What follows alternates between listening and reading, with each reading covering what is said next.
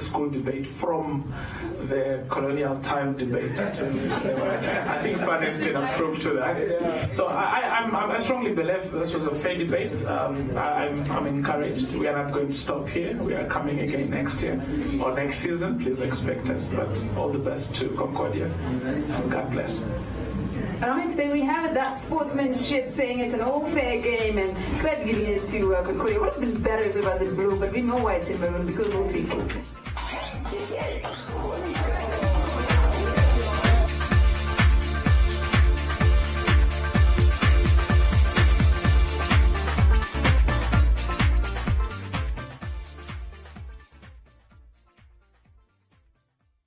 It's Debatable is proudly brought to you by MTC. Make the connection.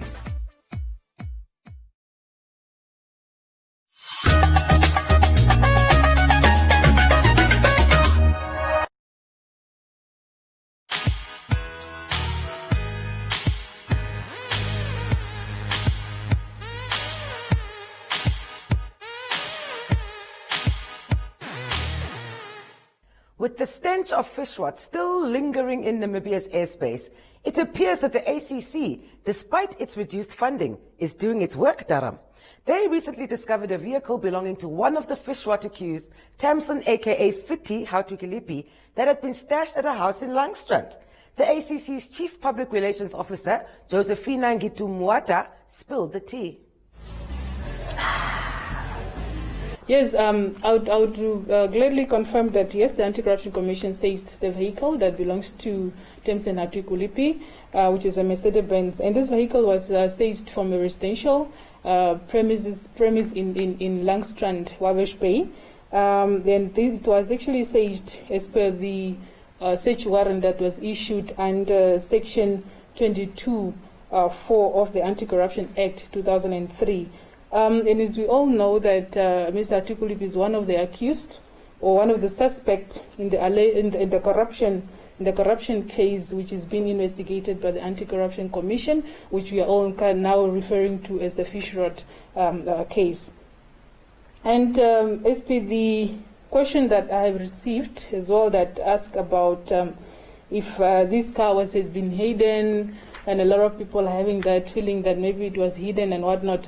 I would not really say so, or deny or agree to that, but as we all know that the suspects declared their assets upon appearing in court, and in many cases for those who also applied for bail.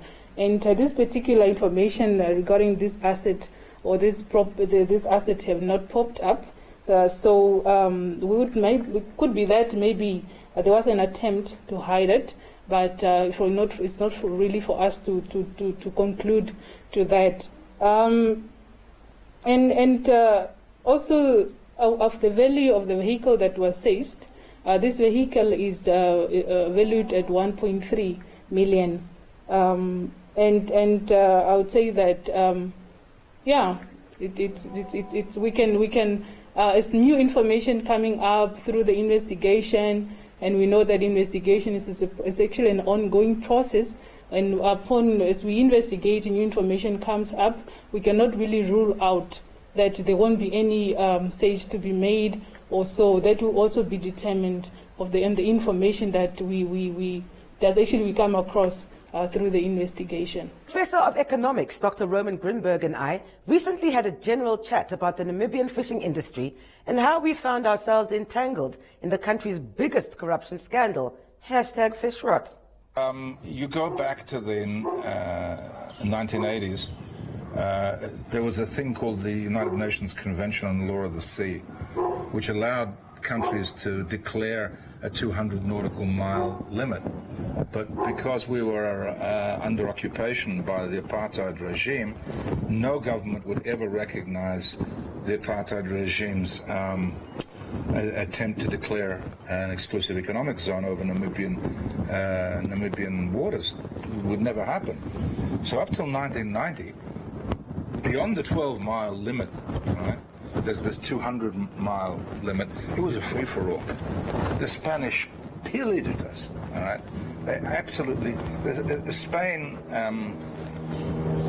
has a lot to answer for what was done. I remember in 1990, 5 sea captains were caught fishing illegally, Spanish, in our waters. But it's not, the illegality was just a complete and utter free-for-all. And we had what would have been potentially 1.5 million tons of fish resource per annum. But we've destroyed it. The simple fact is that pilchards, which could have brought us 30 years ago, if it were managed properly, 400,000 tons. That's what the World Bank said. We should be able to take 400,000 tons of pilchards out of the water. We don't take 30,000 tons out now.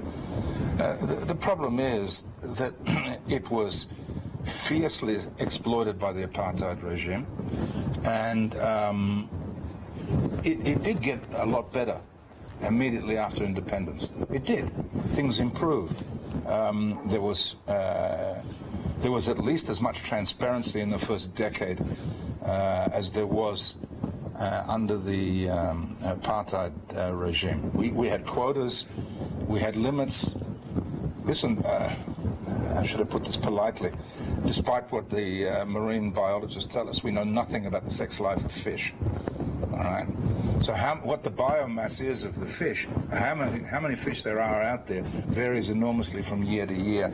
So you can declare an allowable catch, and it may look like it's sustainable, but it actually destroys the stock.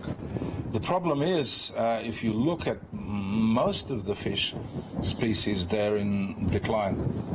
The allowable catch is in decline. The actual catch is in decline. You look at over a 20 or 30 year period. Some of them are improving, all right? But we could have had massive industries if we'd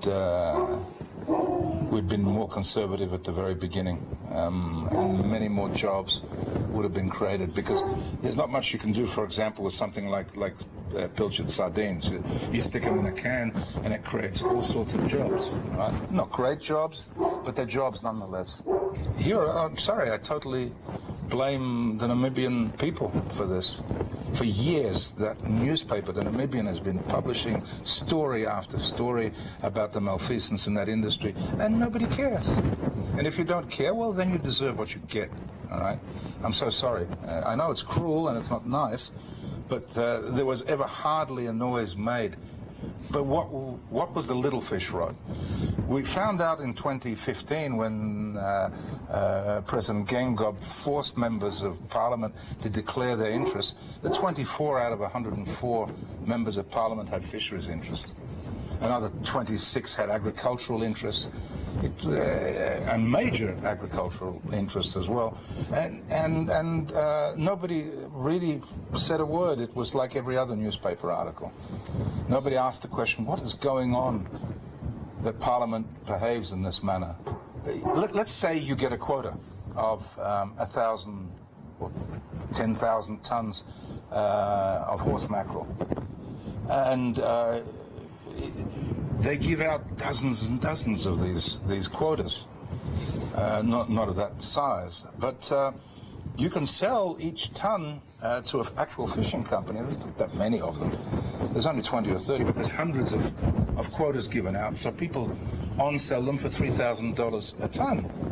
That was the price. When I looked at it just a few months ago, it varies for horse mackerel, but it was up to $3,000 a ton. You could become an instant millionaire if you were connected enough to get a quota.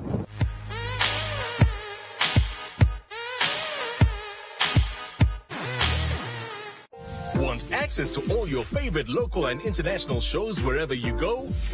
Here's how. Head to showmax.com and click Try for free for 14 days. Enter your email and create password. Choose your plan and payment method that suits you and start watching. You've just opened up a whole new world of non-stop entertainment. Stream online or download the Showmax app to watch on your mobile or tablet, anywhere, anytime. Visit showmax.com now.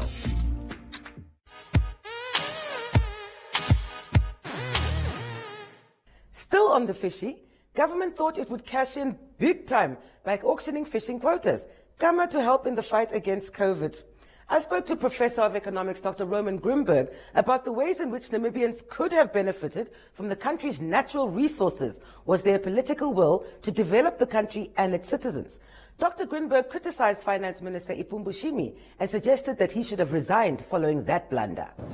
I wrote an article after Minister Shimi got up and said that he had made 640 million from the sale of quotas. I wrote an article in the Namibian Basin that I really want to apologize.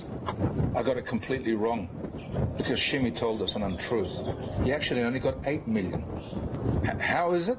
Because you see, when you conduct an auction in a specific sector, you don't just let anybody bid. You say you must be a fishing company, you must have capacity, you must have the following things, you must have money in the bank, and you must show us. And if you don't pay up, you have to give us 10% or 20%. But nobody, they bid 640 million but paid only 8. I'm sorry, in other countries there would be, in other countries he'd be forced to resign. To get up and say something like that is shameful, all right? And then turn around literally a week later and say, oh, and why? You have a look at the list of companies that were actually bidding. There were foreign exchange companies, Angolan foreign exchange companies were bidding for fish. But that's not the way in which you professionally conduct an auction. All right? You conduct an auction only with a limited number of participants who are able to deal with it. I don't know how Shimi shows his face in Parliament after something like that. Dr. Grinberg believes that our systems are lacking, and particularly our taxation systems, which see international corporations doing business in Africa getting away with murder. There's so much we could do if we had a competent taxation authority.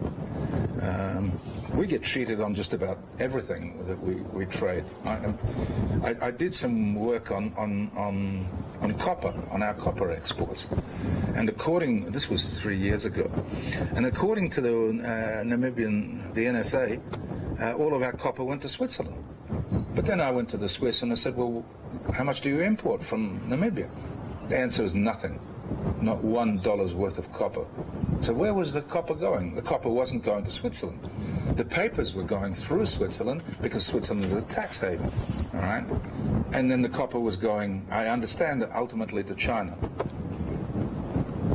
But we don't even know where our exports are going, let alone their value, let alone what taxes we should be earning. Look, there was a time, and I tell you, immediately after independence, when Namibia was considered as the shining light of Africa in terms of fisheries management. Right? We were considered to be really, really good. Things went to hell in the last 10 to 15 years, and we're no longer we no longer can be viewed as having a proper fisheries management. What should be done? Let me tell you. I wrote an article called "There's No Time for Introspection," as the president has said. We need to bring in the FAO and say, gentlemen, we need a public inquiry into what happened. All right, not the Minister of Fisheries declaring an auction that is a complete cock-up, which is a shameful cock-up. No, we need to know what's wrong, and we need professionals to look at it and say what needs to be done. We're not doing that. My suspicion is there's more there than meets the eye, but that's just a suspicion. The mentally deficient members of our society who continue to perpetuate racism have made headlines once more, with Rian van Rooyen, head of sales at Bank Windhoek, having been suspended after he likened Rhodes student protesters to some baboons. Yep, they're amongst us. The bank has since suspended Rian van Rooyen. Look at this foolishness.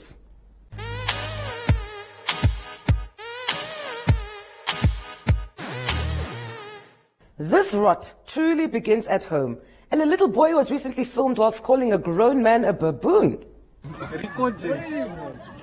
Every day. Yeah. Hallo schwarzer Pubian! Hallo schwarzer Pubian! Shem, what an illuminating future awaits the spawn of racists. I spoke to the Legal Assistance Centre's Tony Hancox about this. I've been asked to speak a little bit on the incidences of racism that have happened over the last few months. The last one, or the latest one, has been it related to the manager from Bank Windhoek. And then there was a one on WhatsApp that's been going around where a child calls black people baboons. I haven't actually confirmed that this happened now in this week or past, but we had all seen it on WhatsApp. The concern I have is that racism seems to be deeply, deeply entrenched in our societies. We do have the Racial Discrimination Prohibition Act, and this forbids any person from publicly using language to insult or threaten another on account of race. So these two incidences and the others would fall under this act. On top of that, we have the constitutional right to dignity, which I would argue deals with any right that one has. Very few complaints have been sent to the Ombudsman. There have been very few prosecutions under this act. The issue is if you are charged with racism, this has to be proven in court. This is very subjective, and it's a long-term process, and people lose interest at the end of the day. So I have these concerns that racism is so deeply entrenched within us, and we've never properly dealt with it, and perhaps that is the problem. It seems to be part of our makeup as a society. Perhaps we could talk about a tribunal or a mediation so that we can voice our feelings and emotion and how this relates to one another. Of course, everything begins with education. Perhaps the way forward would be to have a class or to have an intervention in our schools that relates to racism so that the youth can understand where we have come from and hopefully make it better into the future. Not speaking about racism has not brought us anywhere. So we need to speak out. I'm hopeful that these will be isolated incidents, but I don't think that they will be.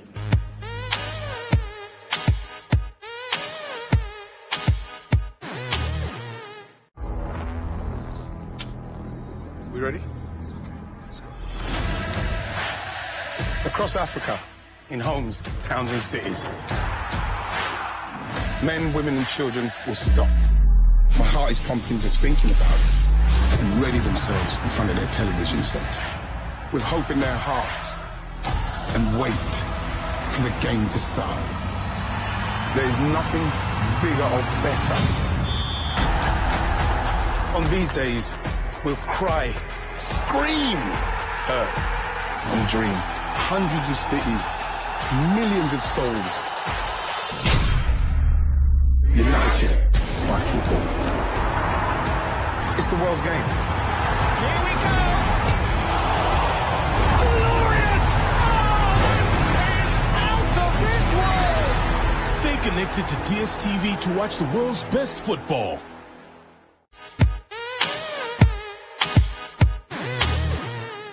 Namibians are woke now and not tolerating the corruption that has been festering in this country. Rudy van Wyk, an activist from Rehoboth operating under the name Ritma and Reality Check, sent me this video to lament the ongoing corruption they are revealing at the town. He did some investigations on the shady dealings behind the construction of a road at the town. Since February 2020 this year, Rehoboth Independent Town Management Association, in short, Ritma, have really tried to expose and did expose a lot of corruption in our local town council, Rehoboth Town Council specifically.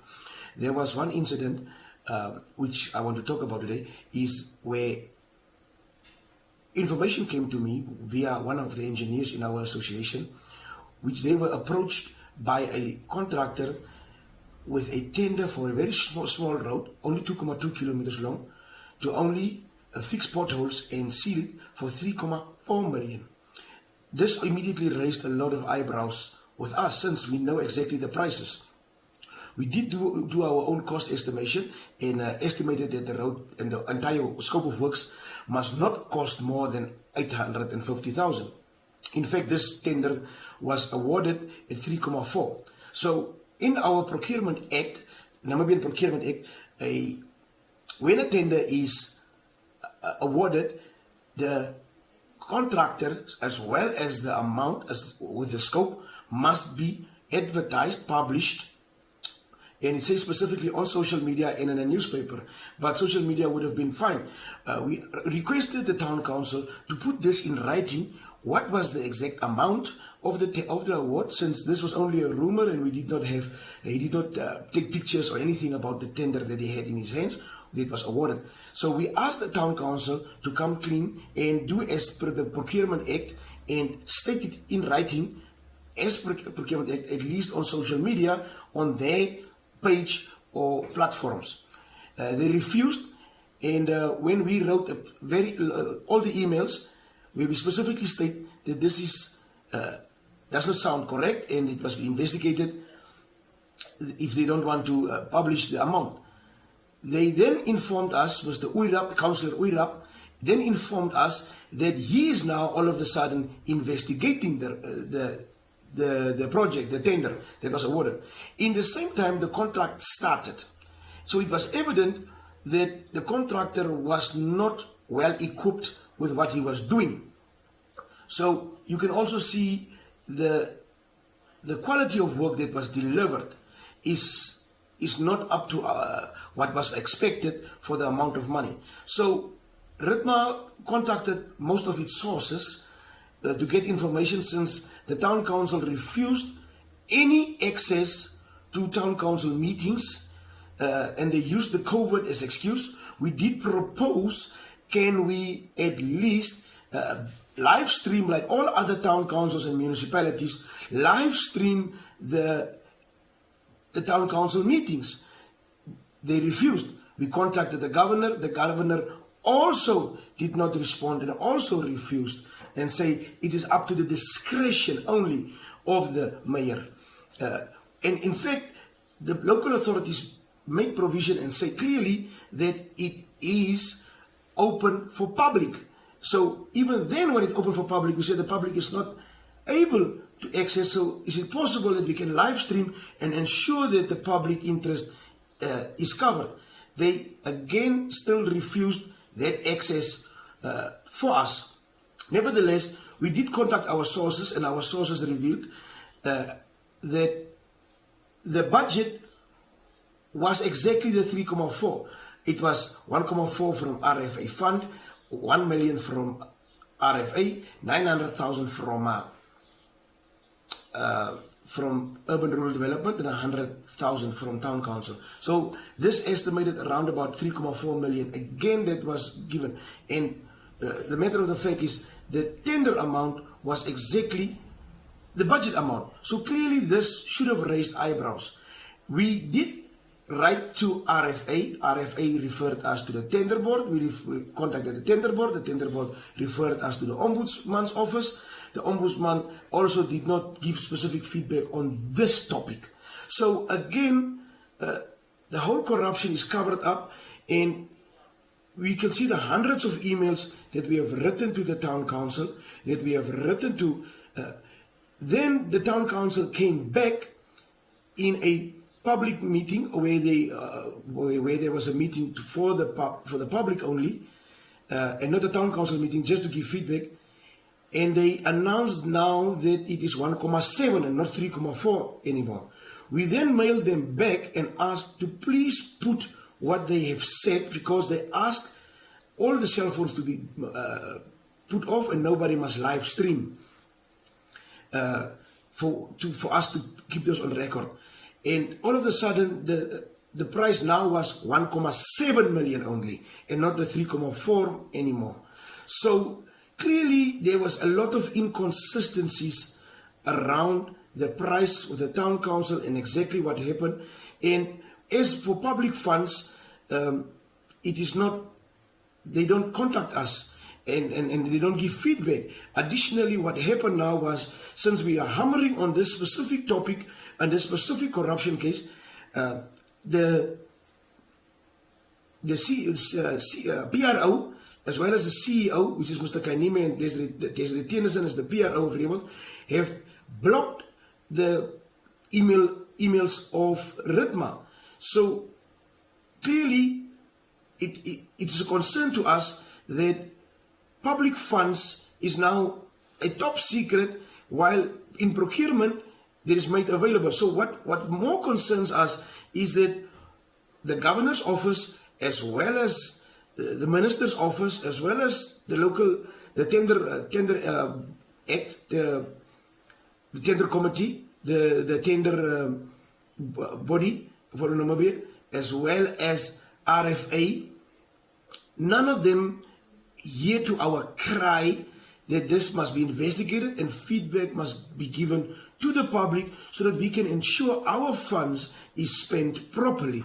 So clearly, we want to have this feedback, and with this video, we want to apply pressure and make sure that we get some feedback from the local council as well as from the minister. Why must our funds be a secret and a top secret? We cannot allow this to continue to happen over and over. Additionally, there were some more tenders that came out, like the recent one for the evaluation. And again, local guys, which was much cheaper, also did not get the works. And additionally, no feedback was given also on this specific topic. Furthermore, when it comes to the roads, from Ritma's side, we are a community-driven organization where we get the community involved, and we previously fixed the roads, and we did again apply so that we can repair the roads on the community's cost only, since we are a group of engineers and well-skilled and well-trained people, since a lot of artisans is in Rehoboth. And again, Town Council refused to accept our offer to assist them with this public works, which we can do for free with the community contributing and fixing the roads. And they stopped all these projects and initiatives from the Ritma and the Ritma family in total. And you can see on the letters exactly every time they stop us. And with that, it's a wrap. Stay woke with It's a Wrap by following us on our social media pages. It's a Wrap Nam on Insta, It's a Wrap Namibia on YouTube, and It's a Wrap with Erica Gebhardt on Facebook.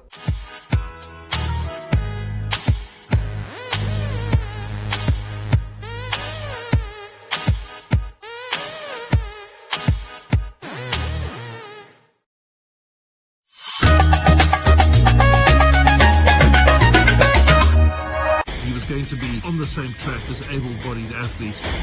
Family members have just confirmed that 30-year-old Reeva Steenkamp was indeed killed.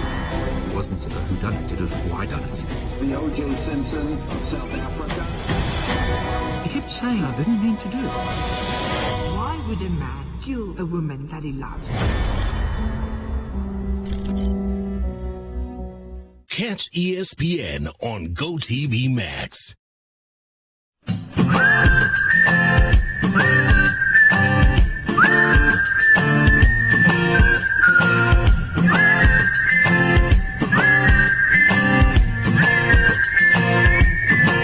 Elke oggend sê dankie vir 'n nuwe dag. Dankie vir die sonskyn of die reën wat op ons wag. Elke middag sê dankie dat ek asemhaal. Dankie vir die dinge wat vir geld ooit kan betaal.